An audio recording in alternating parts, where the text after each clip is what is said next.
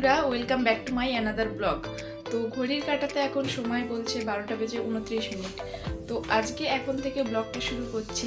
উঠেছি 12টার দিকে, একটু ফ্রেশ হতে টাইম হয়ে গেছে 12টা, 12:30 বেজে গেছে। কাল রাতে তোমাদেরকে এর আগের ভিডিও যারা দেখেছো তাদেরকে বলেছিলাম কাল রাতে আমি 1:59 বাজে তখন আমি সব কাজ কমপ্লিট করে নিয়েছিলাম, এডিট করে ভয়েস দিয়ে। ওই পর্যন্ত আমি করি, তারপরে আপলোড করে ও। তারপরে যদি কিছু আর এডিট করতে হয় ও সেটা করে আপলোড করে দেয়, আমি আর আপলোড করি না। চলো, কাল রাতে 2টোর মধ্যে কাজ আমার হয়ে গেছিলো। তো তারপরেও ঘুমোতে ঘুমোতে আমার সেই 4:30 বেজে গেছিলো, কারণ কাল রাতে একটু অর্ডার ছিল না, ও একটু ফ্রি ছিল। তার জন্য আমাদের যেখানে তোমাদের বলেছিলাম যে আমাদের যেখানে টেকওয়ে কাউন্টারটা নিয়েছিলাম সেখানে ও গিয়েছিল রাতে একটু দেখতে, যে ওইখানে রাতে কেমন থাকে মার্কেটটা, তাই দেখতে গেছিলো। ওই জন্য তারপরে আর ঘুমোইনি আমি।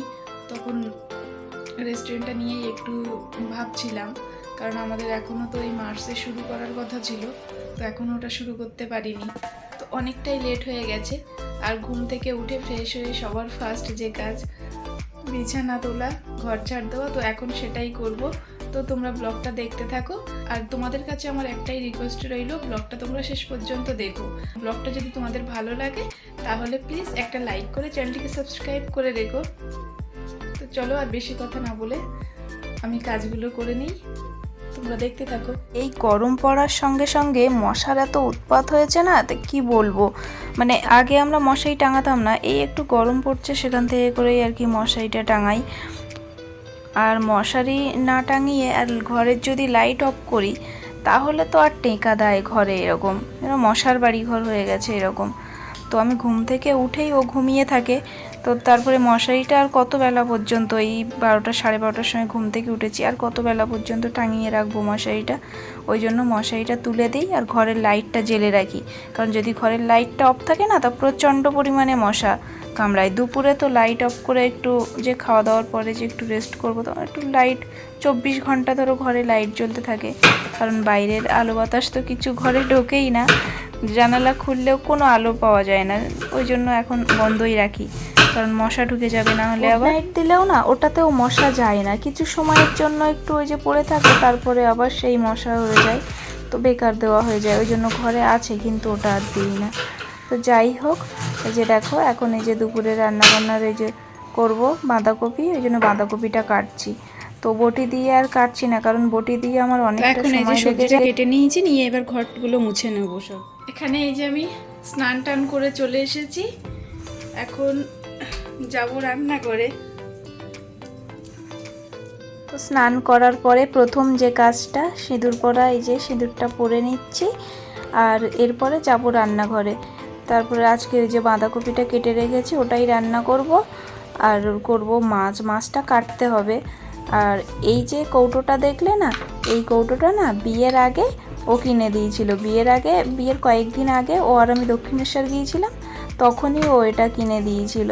তো বিয়ের পর থেকে এটা ব্যবহার করি আমি। ভাত বসিয়ে দিয়েছি, আর এই যে এখানে বাঁধাকপিটা লবণ দিয়ে ভাপ দিয়ে নেব, এই যে বসিয়ে দিয়েছি।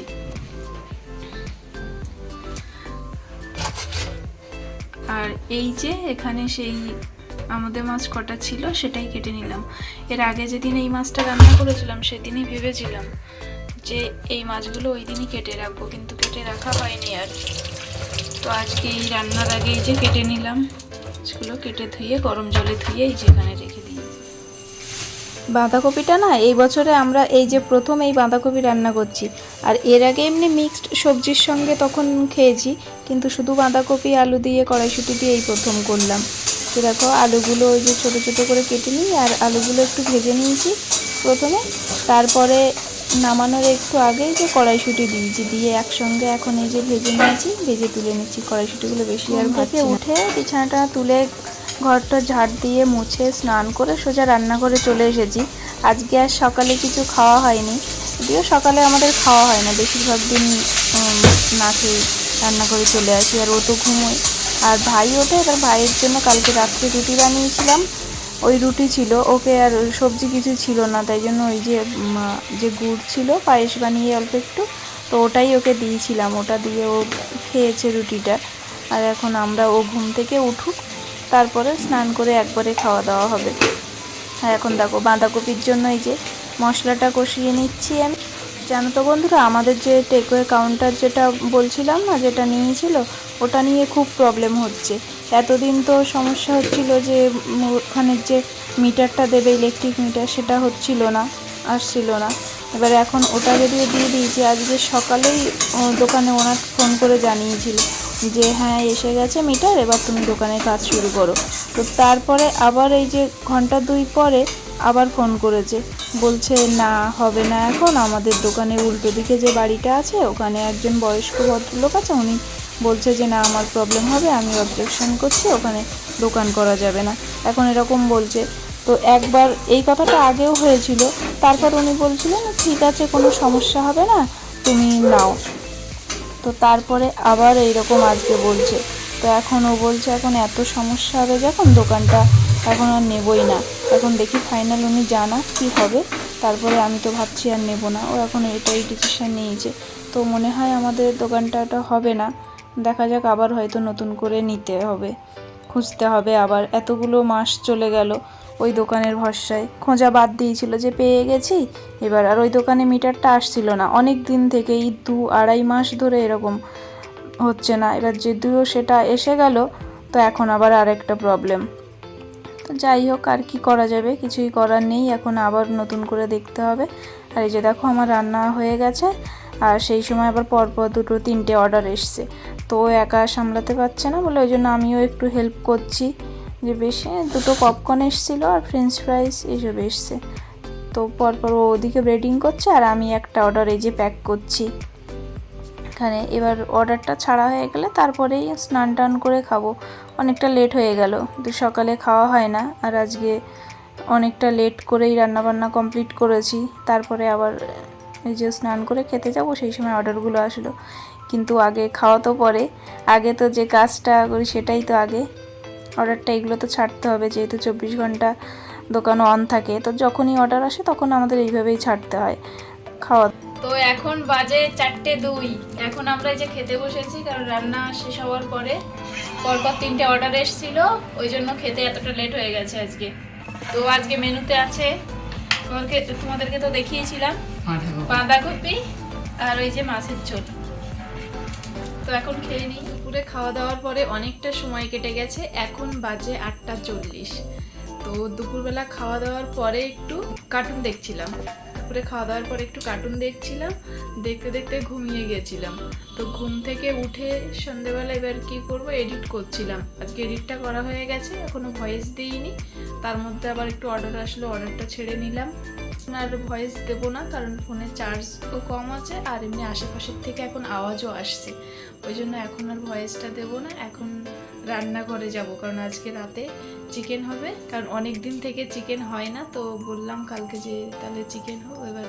এবার রুটি করি রাতে, কিন্তু ও বলছে এবার রুটি রাতে, আমি তো জানি দুপুরে যে রাতে রুটি করবো, ওর জন্য ভাত কমই নিয়েছিলাম, চাল কম নিয়েছিলাম। তো এখন ও বলছে না ভাত খাবে, তো এখন ভাতটাও করব, রাতে ভাত করব আর চিকেনটা করব। তো এখন এই যে ফোনে চার্জ নেই, চার্জে বসিয়ে দেবো ফোনটা, দিয়ে এখন এই পেঁয়াজ রসুন এগুলো কেটে রাখি, কেটে বেটে রেডি করে রাখি, ও আসবে তারপরে বসিয়ে দেবো। তো পরে তোমাদের সঙ্গে দেখা হচ্ছে। এখানে দেখো এই যে আলুটা এই যে ভেজে রেখেছি, আর এখানে এই যে চিকেনটা কষানো হচ্ছে। এই যে দেখো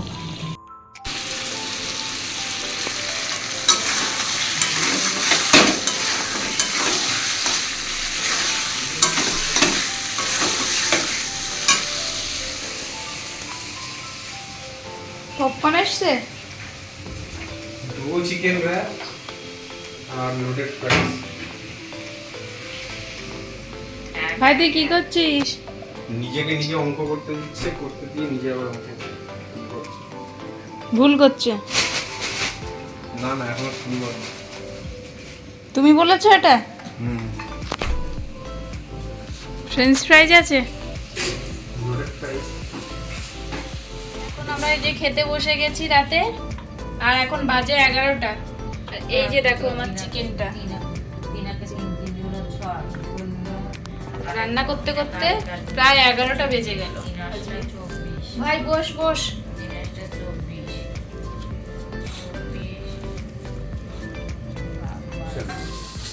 রাতে খাওয়ার সময় তো দেখলে তোমরা যে আমরা দুজন বসে গেছি আর ভাই বিছানায় বসে আছে, ও অঙ্ক করছিল। কারণ আর তোর দাদা বলেছে যে অঙ্কগুলো যদি তুই ঠিকঠাক না করিস তাহলে আমরা খেয়ে নেব, তোর খাবারটা বাড়া থাকবে, তুই পরে খাবি। ওই জন্য ও অঙ্কটা কমপ্লিট না করা পর্যন্ত ও খাচ্ছিল না। তো এই যে দেখো, তারপরে অঙ্ক কমপ্লিট করেই ও খেতে বসেছিল। আর এখানটাতে না বাটনা বাটা হয়, শিল নোড়া থাকে, তো এখানটায় পুরো টাইলসে কি হয়ে গেছিলো, পুরোগুলো ছিটে ছিটে লেগে যায়, লেগে এবার অনেকটা দিন হয়ে গেছে, অনেকটাই নোংরা হয়ে গেছিলো। তাই এই যে ব্রাশ দিয়ে এখন ঘষে তুললাম। আর শিল নোড়া টোড়া সব কিছুই একদম পুরো ঘষে মেজে পরিষ্কার করে রাখছি, কারণ কালকে মামনি আসবে তো মামনি তো নিরামিষ খায়, আর আমার এটাতে মাঝে মাঝে আমি রসুনও থেঁতো করি, ওই জন্য একবারে পরিষ্কার করে নিলাম। আর বাসন টাসন সব কিছুই ধুয়ে রাখছি, বাসন তো রোজ আমি ধুয়েই রাখি, তো আজকে একদম পুরো রান্নাঘর পরিষ্কার করে গ্যাস ট্যাস সব কিছু পরিষ্কার করে রাখবো।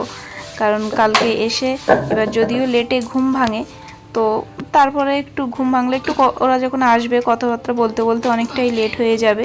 তারপরে রান্নাঘরটা এসে যেন দেখি একটু পরিষ্কার পরিচ্ছন্ন, তাহলে তাড়াতাড়ি রান্না বসানো যাবে, মানে এসেই আর কি রান্না বসানো যাবে, আর পরিষ্কারের কোনো ঝামেলা থাকবে না।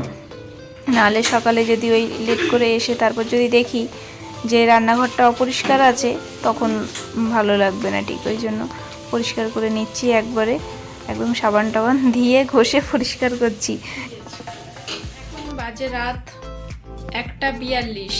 তো এইমাত্র এডিট তো করেছিলাম সন্ধেবেলা, আর এখন এই যে ভয়েসটা দিলাম, দিয়ে এই যে চুল টুল বেঁধে নিয়েছি, এবার হাত মুখ ধোবো, বিছানা করবো, ঘুমিয়ে পড়বো। কারণ কালকে সকালে আবার মামনি বাপি আসছে, তো ও যাবে 6টার দিকে বেরোবে না, 4:30টায় বেরোবো।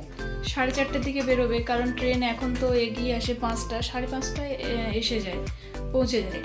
তো ওই জন্য ওকে তো আবার আগে যেতে হবে, আর এখান থেকে যেতে তো প্রায় 1.5 ঘন্টা মতো সময় লেগে যাবে। এই জন্য ও বেরোবে সকালে, তাহলে আমাকেই উঠতে হবে, তখন আবার অর্ডার আসবে, কারণ তো ওই জন্য এখন ঘুমিয়ে পড়বো, শুয়ে তো পড়বো, ঘুমানোর চেষ্টা করবো, কারণ ঘুম সাধারণত আমার পায় না, তাড়াতাড়ি ঘুমোতে পারি না, 3-4টে বেজে যায়। দেখা যাক, এখন এই যে হাত মুখ দিয়ে শুয়ে পড়বো। তো আজকে ভিডিওটা এই পর্যন্তই, আর ভিডিওটি যদি তোমাদের ভালো লাগে তাহলে একটা লাইক করে চ্যানেলটিকে সাবস্ক্রাইব করে দিও। Tata, good night.